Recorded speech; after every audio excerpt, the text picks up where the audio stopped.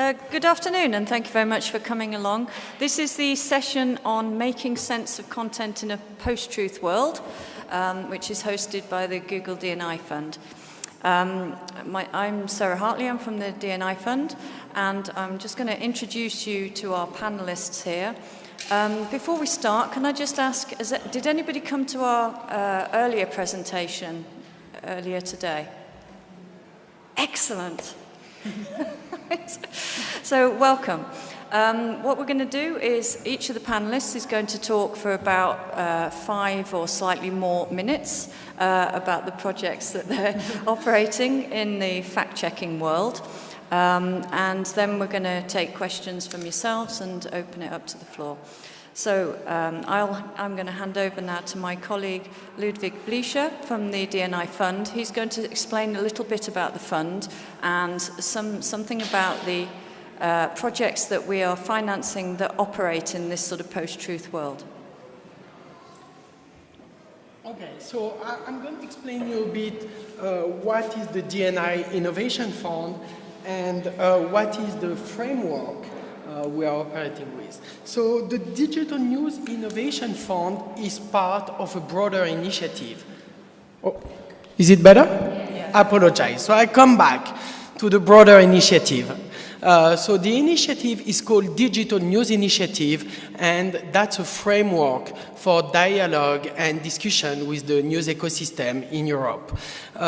This initiative is built upon 3 pillars. The first one is product like AMP, Accelerated Mobile Pages. Second pillar is about research and training. So it's training provided by the News Lab in newsrooms and research in partnership with the Reuters Institute that is doing a report on the state of digital in the news media landscape. The third pillar is about innovation. And innovation goes through a fund, but it's very important to have in mind that it's a broad initiative, it's not just a fund. So now let's talk a bit about the fund. So what the fund is all about innovation. And we look at innovation as a process. It's all about stimulation. So not modernization, innovation, and stimulation. Over 3 years, we make available 150 million euros for projects that demonstrate new thinking in the practice of digital journalism or support the development of new business models. The fund is very broad, very open. Companies that are established in 32 European countries are eligible to apply, and even individuals can apply. So it's European Union and IFTA, European Free Trade Association. You can apply if you are a journalist, you can apply if you are a traditional media or broadcaster, anyone that have ID for news. And we have 3 tracks for applications. First one is the prototype track for, I would say, cutting-edge idea with assumptions that has to be tested. It's all about testing things. It's about daring taking risk. And then we have 2 other tracks. The prototype is up, to 50K funding. And we have 2 other tracks, medium and large, up to 1 million euro funding. Those ones are just open to companies with at least 1 journalist staff. And we fund up to 1 million euro and up to 70% of the overall cost of a project. So for medium and large, it's co-funding. What we are looking for is for project, and it means that the idea has to be really focused. We are looking at the impact. We are looking at the innovation. And innovation, it's very hard to define. So we've decided basically not to define innovation. It's you that have to define innovation in your project. So explain us why it's innovative, what is your starting point, what is the media landscape, and how you are trying to tackle big challenges for the industry. We received last year, in 2016, more than 2,000 projects from 29 European countries, and we've selected 250 applications for 51 euro across 27 European countries. So it's a lot. And we've tried to look at what kind of innovation we are and kind of project we're having. And that's very complicated to define what is innovation. So we've tried to cluster ideas. So we have ideas about intelligence, data management, interface and discovery, next journalism, and verification, fact-checking are part of next journalism clusters, as well with data and these kind of topics, visualization and graphic. Come back because it's going to be you that is going to talk in 1 minute. I don't. Okay, so this is all about next journalism, and now Sarah is going to give you, she's going to kind of do a deep dive into the verification and fact-checking project we get, and we're starting having them from round 1. Are you able to move the slides on? Yeah. So we've had a slight change in lineup from the panel that is printed in the details on the program. So I'm just going to mention a couple of projects that aren't actually in the room that we are helping fund in this sort of verification space. And the first one is Le Monde, I think. And yeah, Le Monde have a very high-profile project that's up and running. Some of you may have seen this because it's their hoax buster. It's online now. As I say, they've nearly finished their project. Obviously, they're based in France. They have if you go to their website, they have a sort of box that you can put in the URL of anything that you find online, and it will come back to you and search with the sort of level of certainty that this piece of news is kind of authentic and credible and useful information. So that's one of the projects that we've got. And just to be specific, they rebranded the project and it's now called Decodex. Decodex, okay. This is the other change of lineup to our panel. We have with us here today, and he's going to speak shortly, Ali Tibbet from the Ferret Fact-Checking Service, which is our only animal-named project of the session, I think. We're going to hear direct from Ali on that shortly, but that's a project from the UK. And finally, in the projects that we're looking at here, we have Trust the Vista from Romania. And this project looks at the issue in a slightly different way because they're looking at it from the eyes of news agencies and trying to make sure that news agencies actually get trustable, credible content by looking mostly at the source of the content. And so making sure that they can verify the point of origin of articles that are circulating. So those are all sort of projects that people, obviously they're not here to speak on it, but we've got these great people here to speak on their projects. So I'd like to introduce you. I'll start at this end and then we'll hand over.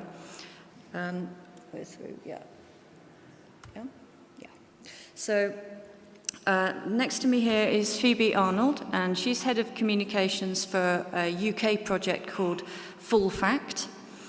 Which, as it might sound, is a fact-checking project.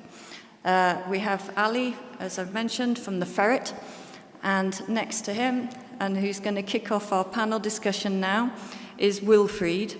And Wilfried is head of innovation products at Deutsche Welle, and is going to tell us about the DNI-funded project involving verification and fact-checking.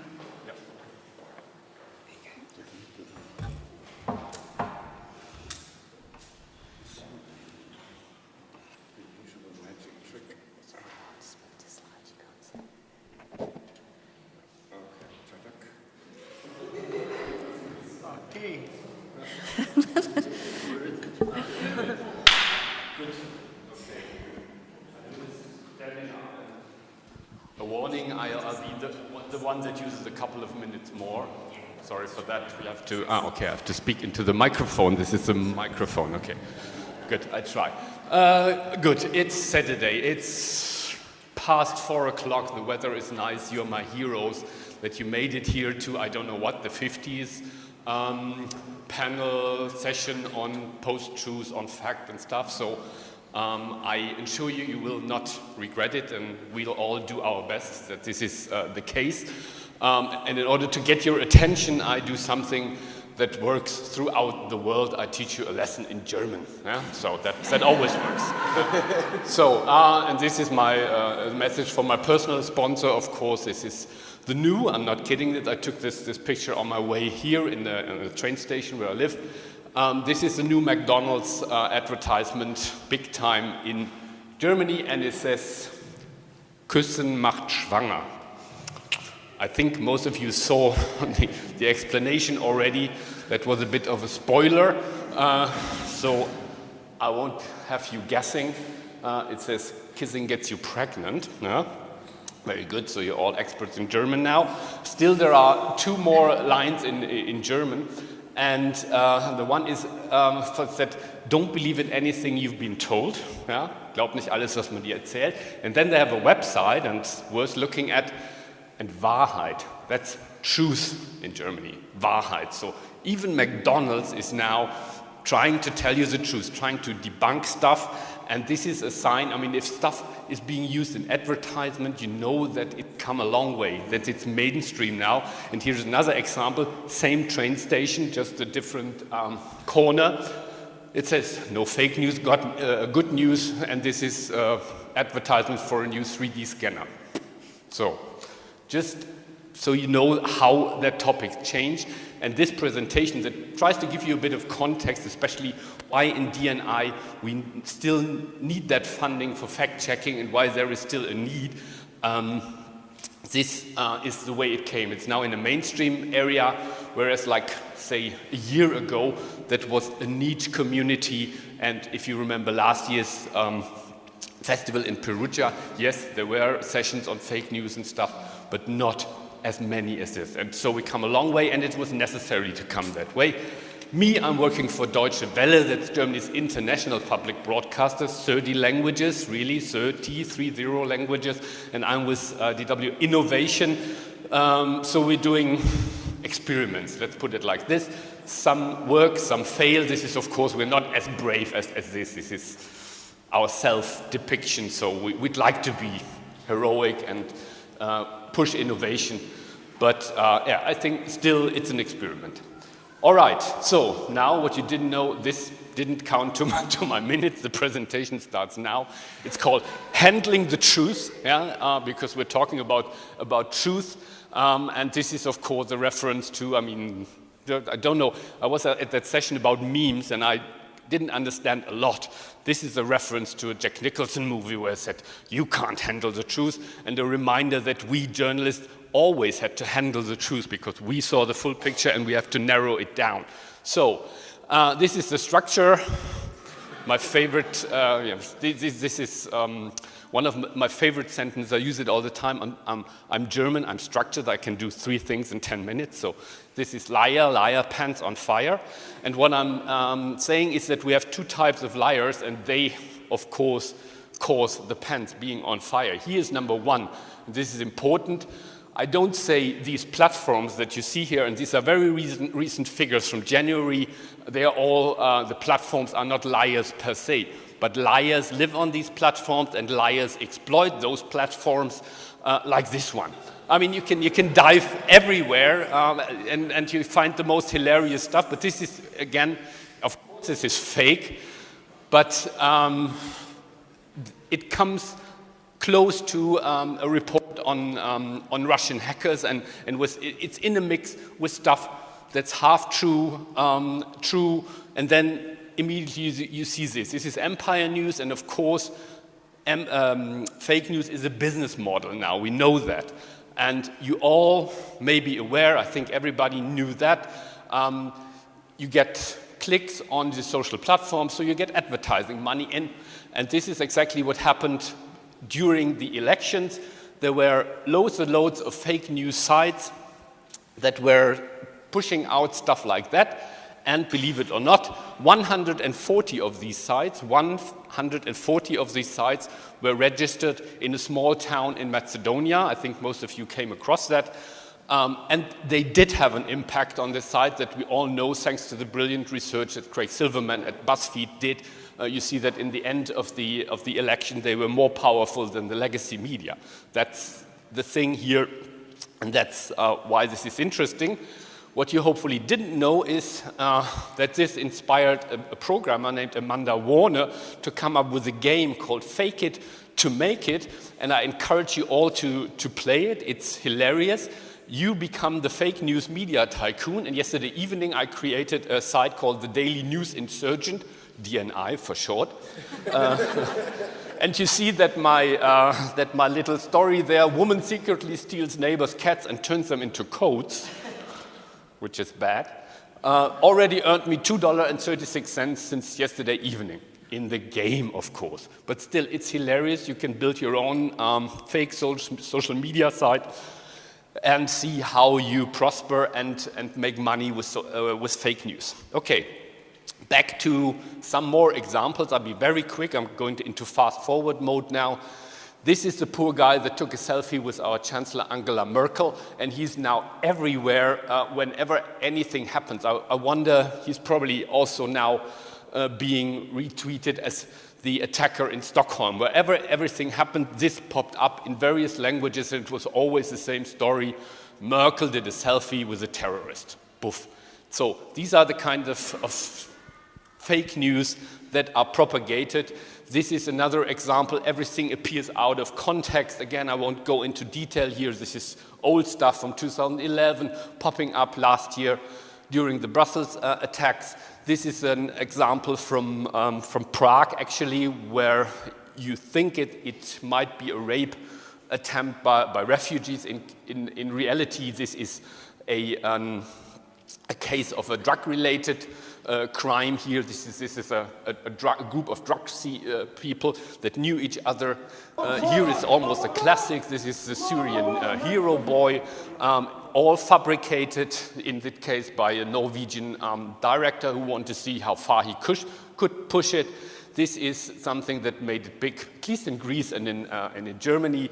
A manipulation of a video where the former Greek finance minister allegedly showed the middle finger to his audience, which wasn't the case. It was a manipulation.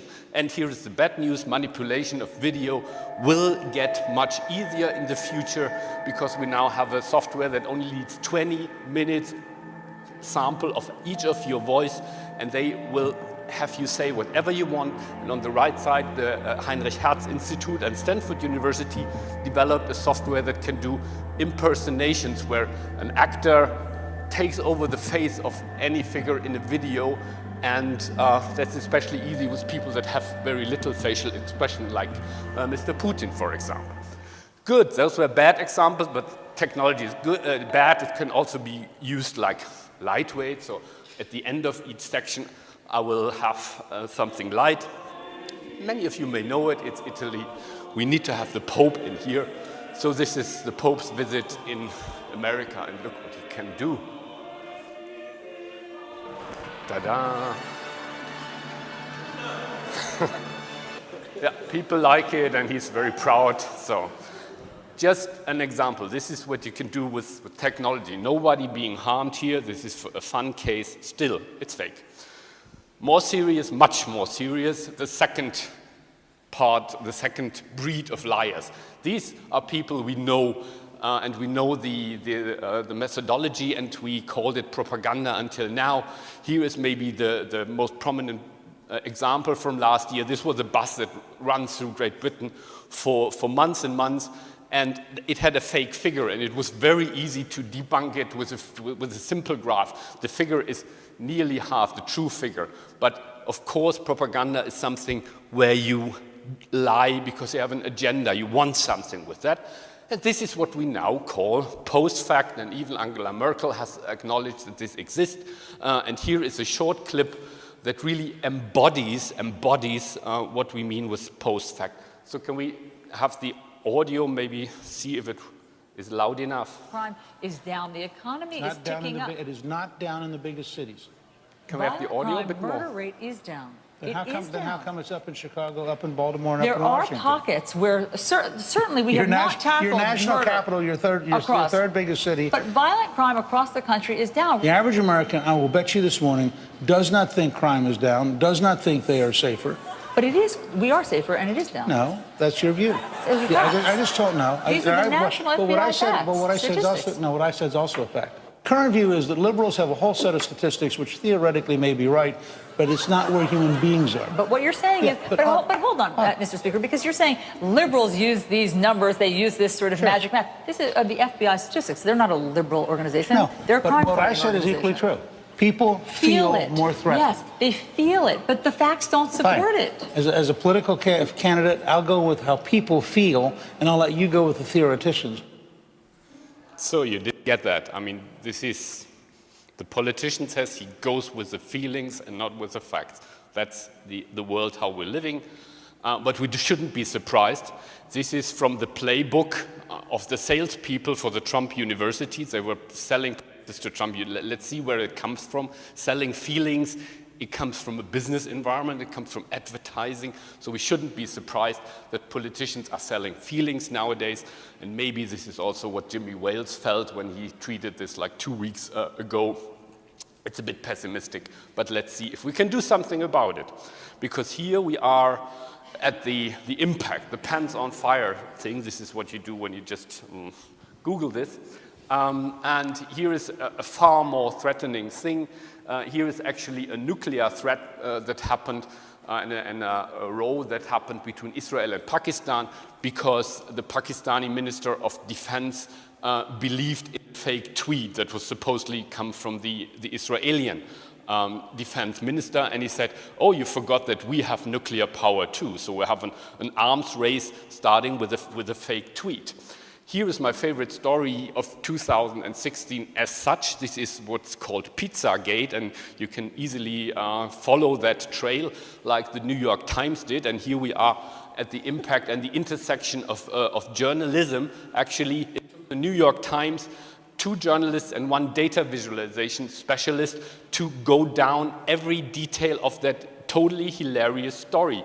There were leaks from the emails from Hillary Clinton, and some conspiracy theorists saw in there a trail to a pizzeria in Washington, which is not lying here, which is called Comet Ping Pong, and allegedly there was a child porn ring being operated from the pizzeria. So some idiot from West Virginia, country roads take me home, he went to Washington and shot at people in that pizzeria because he actually believed this totally false story. So fake news does have an impact, and a very, very severe impact. That's why we are here.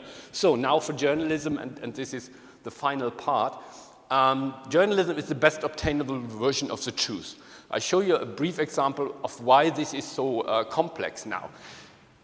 We've forgotten about all the lies that have been told in the past 4 or 5 months. This was hot in November because the president said, okay, even though I've lost the popular vote, it was only because there were so many illegal people, millions of illegal voters.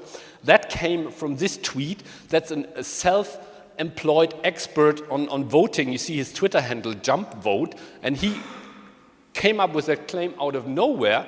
It was picked up by InfoWars, which is another fake news site on par with Breitbart and Empire News, and they picked that up. And today there's a report, and then if you look at the timeline here, November 13, November 14, November 27, it's the president-elect that says, hey, I found a report that say I won the electoral vote, if only there weren't so many illegals having been voting.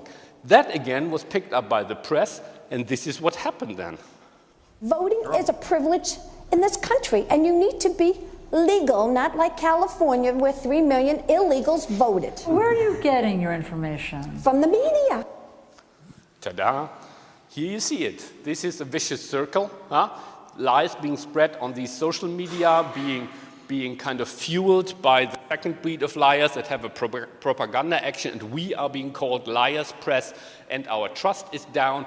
We're only a little below real estate agents, which is a shame, of course, but it goes deeper than that. Let's make no mistake. This whole fake news thing at the core is an open attack on journalism itself, on every journalist in that. This was a t-shirt that was on sale during the Trump campaign. Of course, not from the campaign, but of people that are exploiting the campaign. It said, rope, tree, journalists, some assembly required. How open is that? Where does it come from? Of course, listen to this. And then they said, you know, he's killed reporters. And I don't like that. I'm totally against that. By the way, I hate some of these people, but I'd never kill them. I hate them. No, these people, honestly, I'll be honest. I would never kill them. I would never do that. Let's see. No, I wouldn't. I would never kill them. But I do hate them, and some of them are such lying, disgusting people. It's true. It's true. It's true. Okay, the chilling part is, of course, the cheers here in the background. But as Europeans, we should not always look. Madame Le Pen, bonjour. Est-ce que votre garde du corps a vraiment été votre assistant parlementaire ou est-ce que c'était... This is much closer. This is the French election campaign. He asked one critical question and immediately was evicted from the press corps and accused, when he wanted to re-enter, that he was attacking a police officer rather than just posing a simple question. So, and we have more examples. This is the campaign running to free our colleague Dennis Yücel, who is now in its 7th week in a Turkish prison for just reporting, so being a correspondent for Die Welt newspaper in Istanbul. He's 7 weeks in prison now. This is Mr. Orban, who did everything possible to bring down the influence of the press in his country. And so I think we see a master plan here, and fake news is part of that master plan. Fake news enables that politicians can question the trust in media and bring down the trust in media. And this is autocracy playbook 101. Just blame the media to be the enemy of the people, not actually the politicians, but the enemy of the people. So finally, on a funnier note, you got to listen to this. This is what makes covering Donald Trump so very difficult. What does he mean when he says words? Okay, we leave it at that. Now what? 3 advice that you can do, we all can do now, and where we can go back into the other presentations and the discussions. What can we do? We can cooperate, and this is, of course, why we're all here. It's a great networking example. We have many things. This is my take on selfie journalism. I learned that this exists, actually. This is the head of the United Nations Media and Information Literacy Program, Alton Grizzle. So we're cooperating with them because we need media and information literacy to be part of that. We need to go into schools and tell younger people, younger audiences, that they do not believe anything that pops up in their Instagram feed, in their Facebook feed, or there are not that many on Facebook, but wherever, on Snapchat, wherever they find their news. We need information literacy. We have these great cooperations like First Draft, we have Crosscheck, and there are many others, and there's also this 14 million program announced now that's, okay, I'm coming to the end. We need to quibble. I learned that word. We need to be precise, we need to be exact.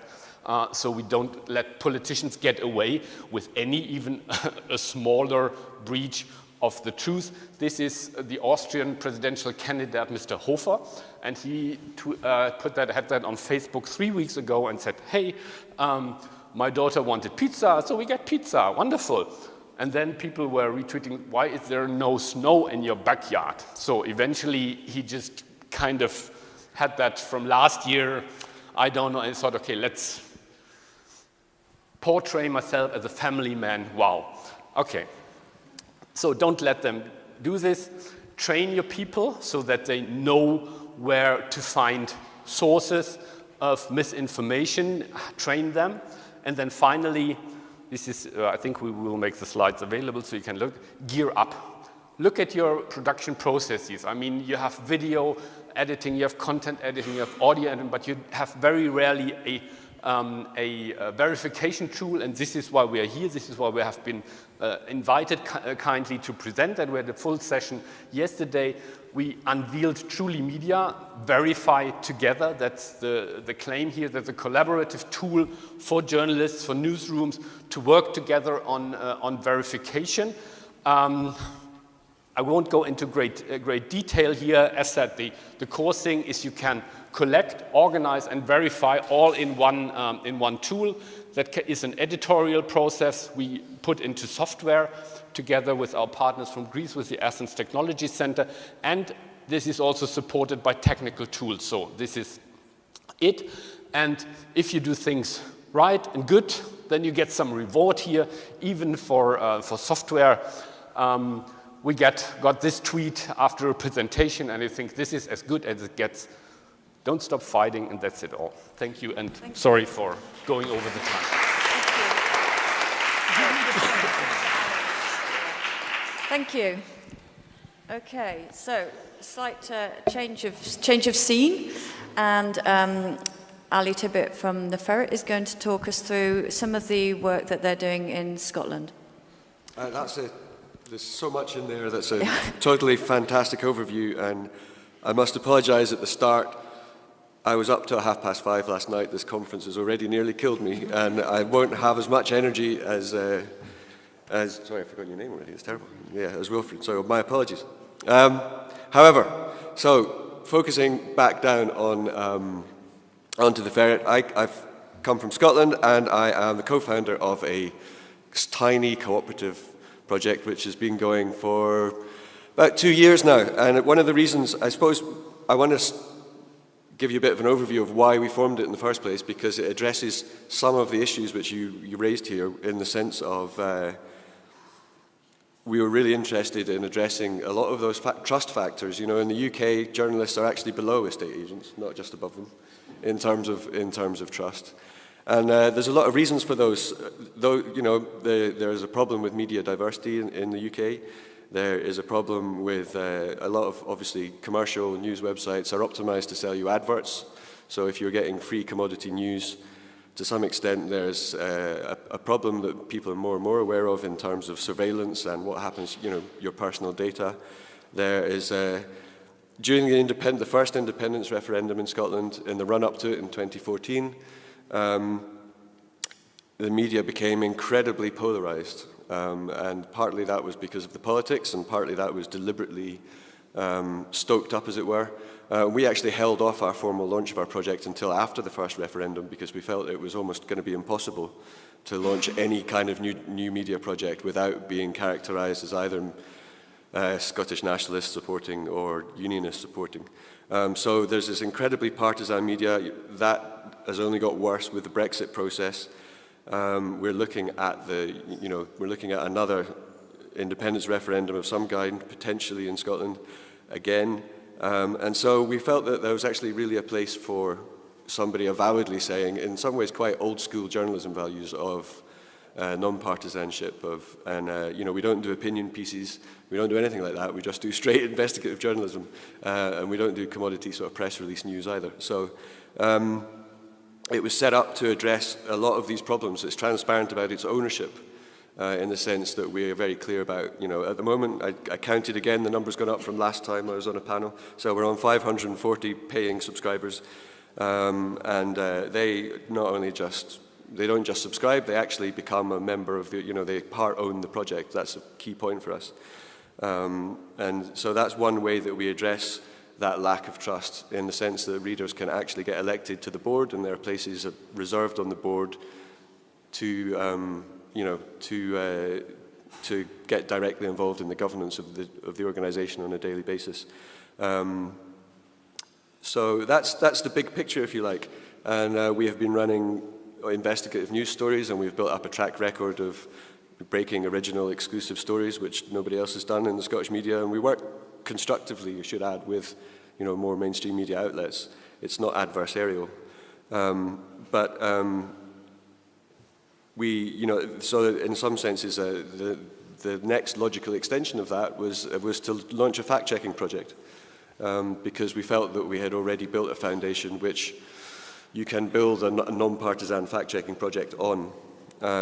And so the Ferret Fact Service was born, which is probably the second acronym win of this panel session, I think, after the Daily News Insurgent. So we came up with FFS in a moment of genius, and we're never going to let it go ever again. And FFS is the worst, is also the name that we give to the most untruthful things that we may find on our rating scale in our fact check project. So that's quite fun. So we've recently we're a recipient of the DNI money, and we're obviously very grateful for that. What that's going to let us do is it's going to let us experiment and scale up what we do. We are trying to build kind of a human approach to it, so we've already got this established community of supporters. We are going to accept fact checks, as it were, from our community. It gives one interesting thing about the fact checking process is, for the first time, we're hopefully going to be able to bring in some volunteers. So we've got a 1 day a week funded intern to support the project. But we also hope that we're going to, accept, as it were, recommendations from people who want us to fact check things. And already, the kind of temperature of the Scottish debate is really heating up. As I don't know how many of you have been following it, but the Scottish Parliament has requested that Westminster gives them permission to hold a new referendum again. So you can feel the temperature and the pressure building in the public debate again. So that's quite interesting. We do, and so at the moment we are currently this year is going to be an experimenting year where we work out the relationship between community engagement in terms of getting suggestions for fact checks, and also looking for them in social media and the kind of formats that we can use. So we are just at the moment evaluating other products which are also funded by the NI actually. So we're in discussion with TapeWrite to look at a monthly podcast, which will be a sort of review of the month's fact checks, because there is a discovery problem, I think, even when you've produced your sort of standard unit of fact check, is how you get it out there. And so we're very interested in coming up with ways of pushing them out to people.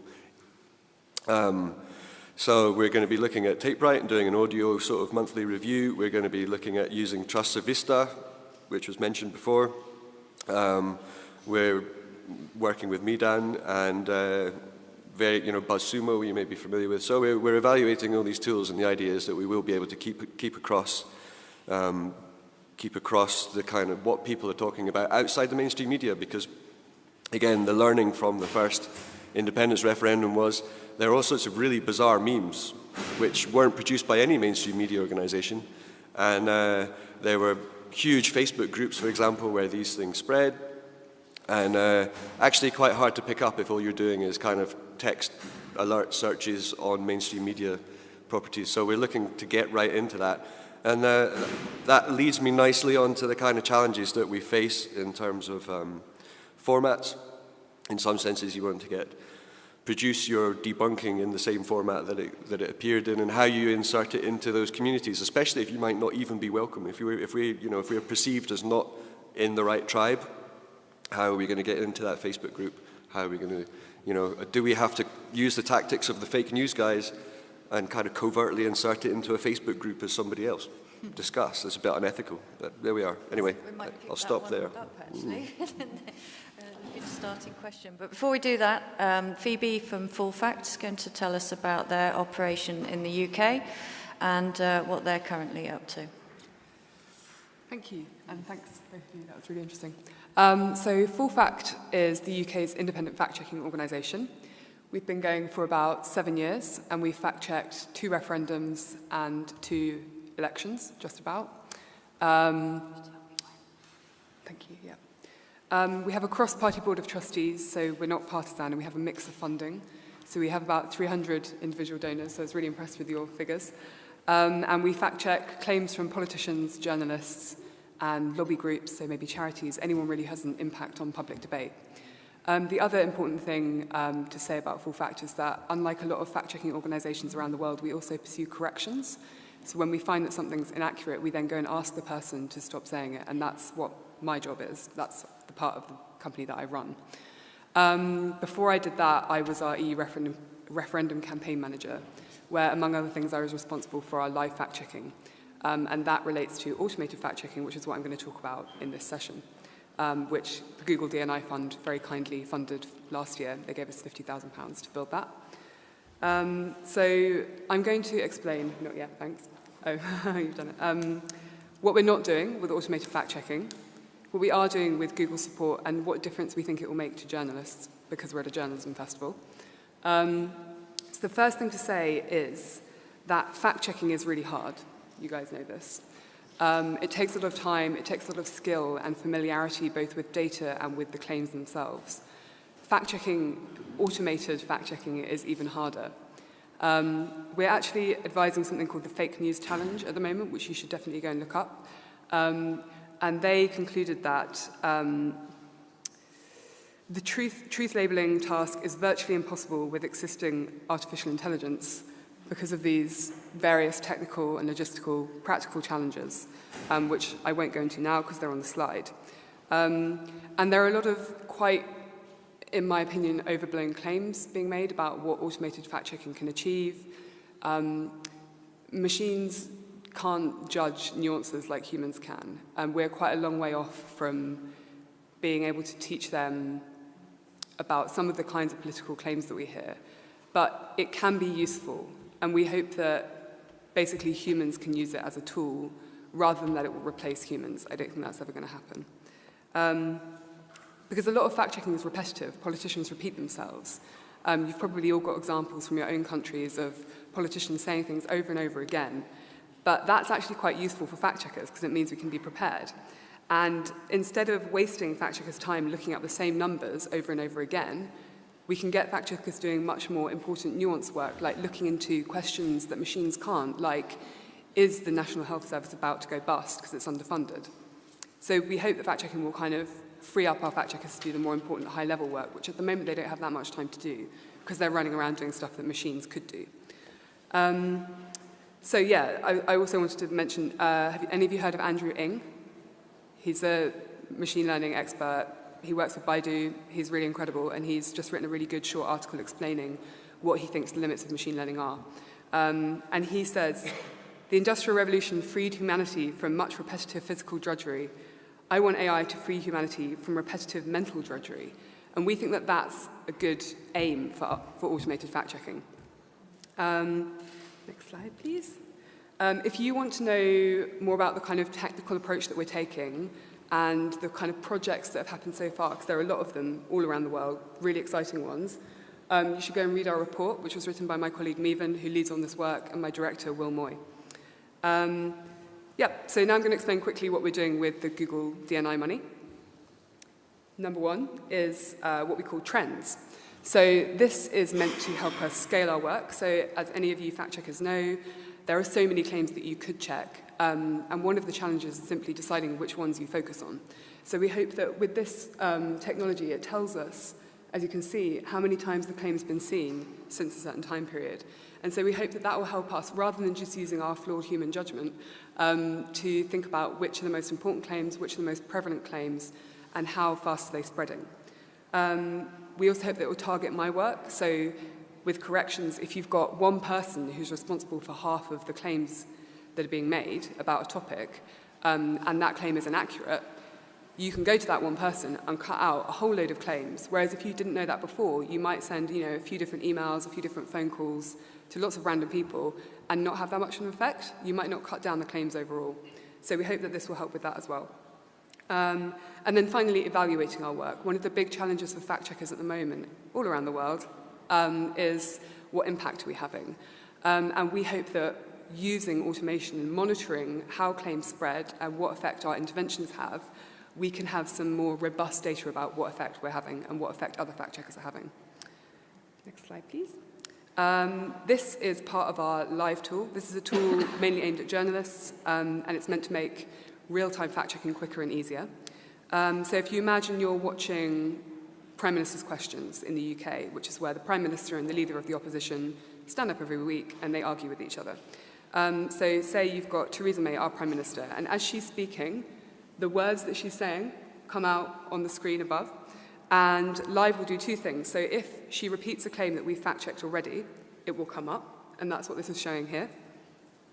And then if she makes a new claim that's based on statistics, it will automatically find the data and present you with a kind of preferably graphical representation of what that data tells you, so that you can then go into the lobby afterwards and ask her a question about something she said. So it's not exactly trying to tell people answers, it's about giving them tools to judge what they're hearing, which is what Full Fact is all about. And then finally, yes, thank you. So Live and Trends are both built on the same underlying machinery. They're both using the database of fact checks that we have. All of our website is basically a big database of claims and conclusions, and that's what this runs off. And we're not just building it for ourselves, we're building it for the online fact-checking community and journalists all around the world. And that's why one of our things is Think Global. So we're working with Chequeado, who are Argentinian fact-checkers. They're really, really great. And a fact-checking organization called Africa Check, who operate across 4 or 5 different African countries. And we're working with them to try and make sure that this technology can be applied in both different languages and different political contexts. And yeah, hopefully, ultimately, it'll be for the public all around the world, but we're starting with those target audiences. Yeah. So yeah, finally, what difference do we think it will make to journalists? So, Trends is mainly for fact-checkers. I think it will make my job quicker and make it easier for me to do much more comprehensive correction requests. As I said, time will tell, but at least we'll be able to evaluate it. Next week, I'm actually training some volunteers in using this technology, so I'm hoping that we can actually get quite a lot of correction requests out and see how we're doing, so I'm really excited about that. And then Live is for journalists and just citizens, like many of you people, I suppose. So when we work with the media to live fact-check big political debates, we usually take our whole team. There are 11 of us. Because it takes a lot of preparation, it takes a lot of expertise and kind of knowledge about each specific topic area. Obviously, that's not really, you can't, if there are 2 debates going on at the same time, you can't take the whole team, and you can't take the whole team to every event. So we're hoping that giving these people these tools is kind of the next best thing to having our team there.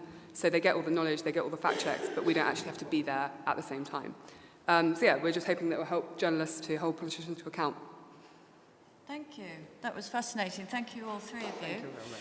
Yeah. We're going to throw this open to questions in a minute, but I'm going to indulge myself just a little bit and ask Phoebe one question. When you go to the sources of the problem and ask them to create a correction, what sort of success rate do you have and what sort of response do you get? I don't think we have got the data to say what our success rate is, but we get good responses and bad responses, and it's not as if there's a political divide between them or a kind of tabloid broadsheet divide. There are good journalists and good politicians everywhere. But maybe to give you a few examples, recently the Times ran a front, which is a big kind of right-wing newspaper in the UK, ran a front page inaccurate headline in big letters about bed blocking, which is like people staying in hospitals more than they need to. We contacted them, we did our fact check, contacted them, but by the time I'd contacted them, they'd already put a correction on the next day's newspaper. So they're really, really good. But then kind of at the opposite end of the spectrum, you've got something like our health secretary, who made a claim last year about the number of people that die at weekends because we don't have enough staff in hospitals. And he was using research which said that you can't actually make that point, like it's not caused by staffing. And we wrote to him 3 times formally because he'd made this claim in the House of Commons. If you're a minister and you make a claim in the House of Commons that's wrong, you're meant to correct the parliamentary record. That's the convention. So we wrote to him making this point and asking him very, very politely twice, and he didn't do it. So mixed. Very mixed, yeah. Very mixed. Thank you. So do we have any questions, please, from the audience? Anything at all? No? Okay. I think Ludo had it. Oh, we have one at the front. We'll get you a microphone, just 2 seconds. So, my name is Albert Toker. The question is, What's it like for projects working with DNI? Is it a kind of a experience where you work together with them, or is it pretty hands-off? Do you get your own direction in your project? So I suppose for the guys who are currently working on these projects, do you feel independent from the overall project, or part of a community in a way? Is that for all of them? Yeah. Go for it. Yeah, I can only speak, of course, for our project or our projects. We're running 3 now, and I think that the development as such is really very much independent. There's the interaction is barely on the administrative side. There is, of course, I mean, as we are now approaching the end of the very first one from the first batch, there is some guidance on how we could continue to make it sustainable, for example. But the project as such is totally independent for the moment. Yeah, and of course there is, as I said here, the sense of community is at events like we have them today. But as the first batch only started next year, I hope that we will have the chance to have more clustering of this, because it's of course great to have a bit of exchange between all the projects that are in the same domain. I think that's the idea. So, and yeah, of course we are funded by Google, and this sounds very polite, my answer. You know, it's about truth here. So I hope that that's the same for the others. So. Yeah, I used to work as a charity fundraiser before I got involved in journalism, and I can confirm that I think the kind of management involvement of Google is appropriate for the amount of money you get, to be frank, and they've been very certainly supportive of us. If you have any experience of charity fundraising, then it can be horrible and almost not worth it for the amount of regulation and red tape and forms you have to fill in. And that's actually one reason the Ferret's a cooperative, so that we don't have to fill out hundreds of grant applications. But you know, they don't. If Google had required IP control or editorial influence, we would have never taken the money. But they don't. So. Just to bring Google's perspective in there, so it has to be very clear. This is your project. This is your IP. It has nothing to do with Google product, and this is part of a broader initiative. So it's really about stimulation. That said, what we want to do is to share the learnings like we are doing here. So the way it works is when a project is selected, we discuss and we define milestones. We sign a contract, we give a part of the money up front, and then we follow up the project just to make sure, one, the money is really going through the project, and second, in order to learn from it and to see what can be shared. And same, it's the recipient's decision to share it or not, but we try to offer opportunities for them, because one thing that is important is the impact. And impact goes, I mean, all the news ecosystem is facing complicated issues. If one can learn from each other, if they can collaborate, I think this is really meaningful. Okay, we're having time called on us, but I'd like to just thank all of you for coming along. Thank you very much this afternoon, and thank you to our panel. I think they deserve a round of applause. Thank you very much.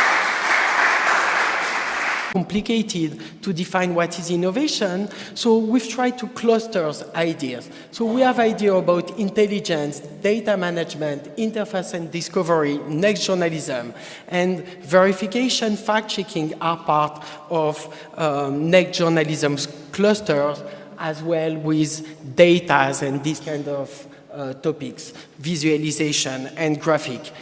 Come back, because it's going to be you that is going to talk in 1 minute. I don't. Okay, so this is all about next journalism, and Nosar is going to give you, she's going to kind of do a deep dive into the verification and fact-checking project we get, and we're starting having them from round 1.